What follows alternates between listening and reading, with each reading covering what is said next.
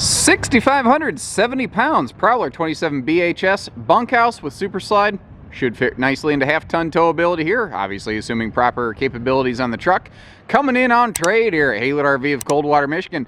It's got a couple surface abrasions. I'm going to shoot you straight. I'll point out some stuff that I see as I go. I'll tell you the good, the bad, with the ugly, and everything in between.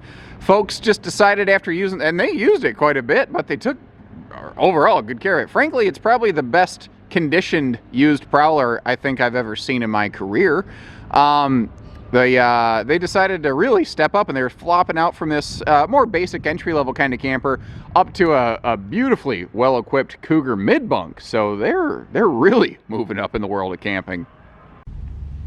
And there's nothing really like overly fancy or flashy about this rig. This is just what I call an infantry soldier. It's in there, you know, in the trenches, getting the job done, day-to-day camp and grind. And for that purpose, for somebody like me, a little more casual type user, this would be flawless. Like if you're looking for your first camper, or you're trying to get out of something no slide or pop up into something with a slide, this would be a solid option. Like I said, it's been used quite a bit, and I'll show you where some of that kind of shows through, but there's nothing here that, given the age and the product level, if you want to say it that way, of the RV, there's nothing here that really surprises me. Like, there's a couple little bumps on some slide fascia. You can see a couple little there. No big deal, though.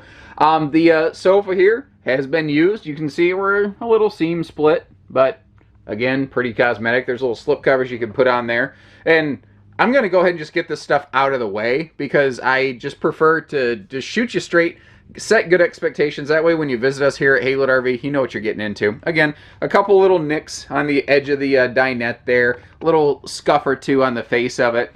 But, like, that's the worst of it, guys. There is also, I think what this is right here, I think they had one of those over-the-door like coat hangers, and there was a friction line right there that, as this thing was going down the road, it was just constantly doing that, and it just kind of dug a little bit of a groove into it. But that's the worst of it. I have found no leaks. I have found no like significant damage or repairs or anything like that. It's all surface level, very basic cosmetic stuff that, frankly, with something like a basic set of furniture markers from like Wally World or whatever, you could color touch that and make it not so obvious, and you probably never even realize that. And that's what it is. There's little scuffs in this thing. There's no big gashes or anything like that. There's a couple bumps on the outside. We'll cover those too, but overall, I think we're okay here.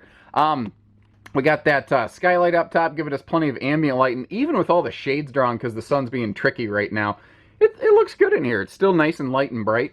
Central air, and with the super slide closed, by the way, you can sneak around the countertop and get back to the bunks in the bathroom. This is 100% accessible with the slide closed. Actually, I think when the slide is closed, that door is the only thing you really can't open. Other than that, you can get to everything. There is storage down below the sofa, the dinette. Both the sofa and dinette fold into a sleeper. And if you notice, that dinette has a free floating folding leg table. I actually really like that. It's inexpensive, and oftentimes when things are inexpensive, the word cheap gets thrown around. Cheap can just mean inexpensive. Cheap sometimes means like low quality.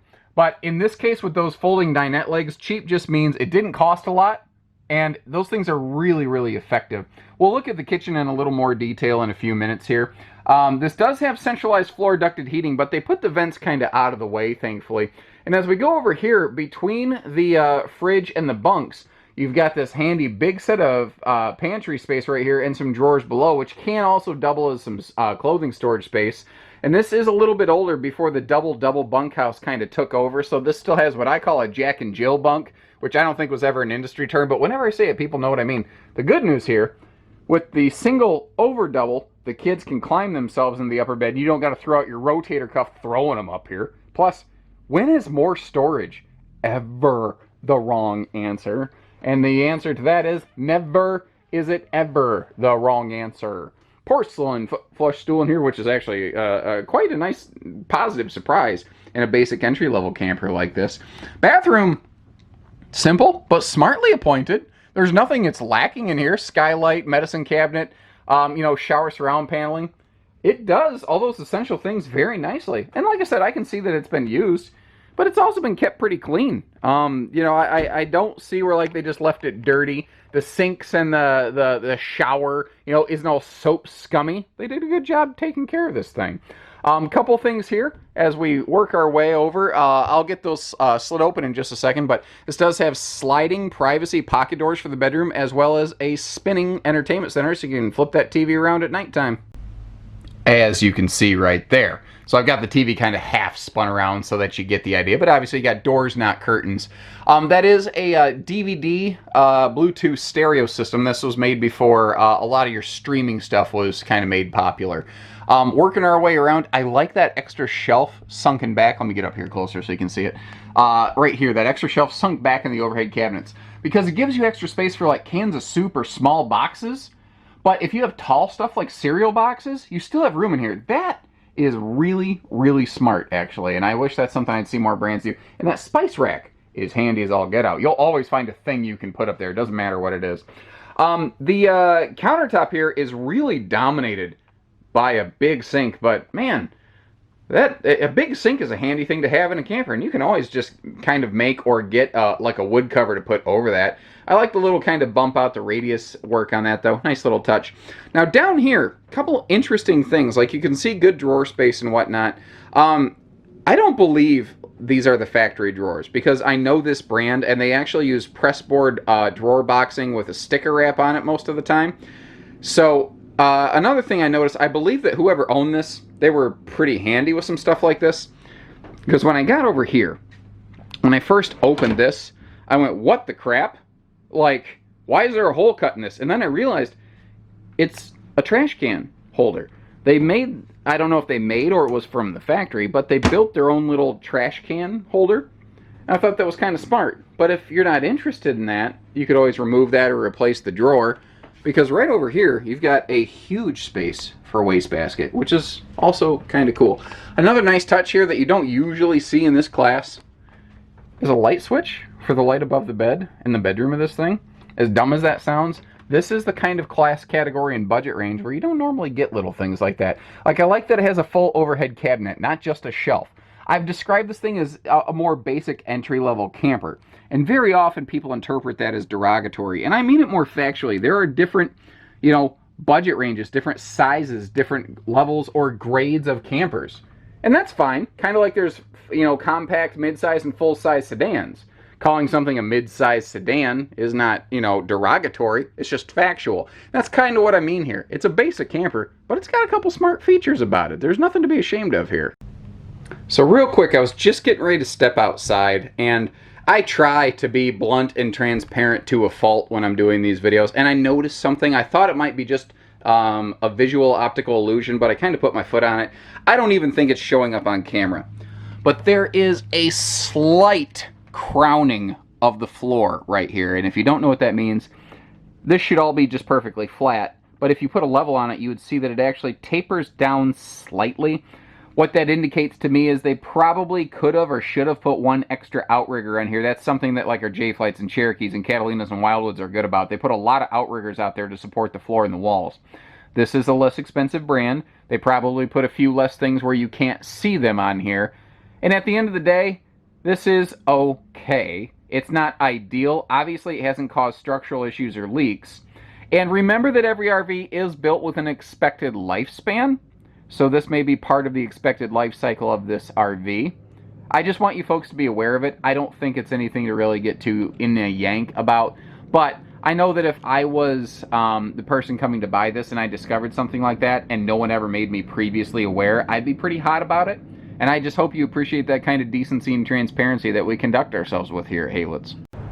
Under that bed here, we've got ourselves a pretty good pass-through. And again, in this class and category, you don't always see lights in the pass-through. So again, smart little touches. There's some good things there. I do want to make a point to point out, though, this does have a manual awning. That is one of those things that by 2011 or 12, almost all trailer brands in an 8-foot wide standard series slide-out camper like this had adopted power awnings. So that is just a thing I want to make you aware of, and I want to point out there's nothing wrong with manual awning. Frankly, they have some benefits that power awnings don't have. But a lot of people just assume a power awning anymore. This originally would have had a manual jack. I see the previous owners put a power jack on the front there. So, you know, handy thing like that. And as we get a little bit closer, this does have strong arm stabilizer jacks on those scissor jack legs. So this thing will be very sturdy and stable at your site. That is going to be an aftermarket thing the previous owners put on. That's a really good indicator of some smart ownership. If you like these things, kind of a side note, what's kind of cool is the Wildwoods that we have here at Haylett RV have these standard, which is nice. And if I get down a little bit further, take a knee and crush my too full breakfast gut, you can see that we do have an enclosed belly for extended season use. This is not even close to anything that you'd call like 4 seasons or whatever. But, you know, earlier spring, later fall, that's what this is made for. Working our way around. The tires look good, by the way. Spare tire looks even better. The thing with RV tires, like, you'll never, I don't want to say never, but I've yet to see one instance in 11 years of my career where somebody out-miled, you know, put too many miles on a tire. Typically, you're going to age tires out on a trailer. There's a couple little, they're not even really big enough to show up on camera, but again, I'm trying to be as fully transparent as I can. Along the skirt, there's a couple little bumps where maybe like somebody's car threw a stone in transit or something like that, but I can't find any major problems. The skin, the decals, the tires, stuff looks good. It looks the way that it's supposed to. I can see where they were proactively resealing things, not reactively sealing after a leak. So, you know, I'm not finding problems. That's positive. It's positive. I don't have much more to report. Nice chunk of storage here under that bunk area as well. A lot of RV brands will put a little camp kitchen there, which is cool. A lot of people like that.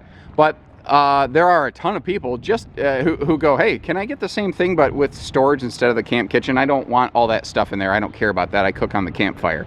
So this might be a really good one for you.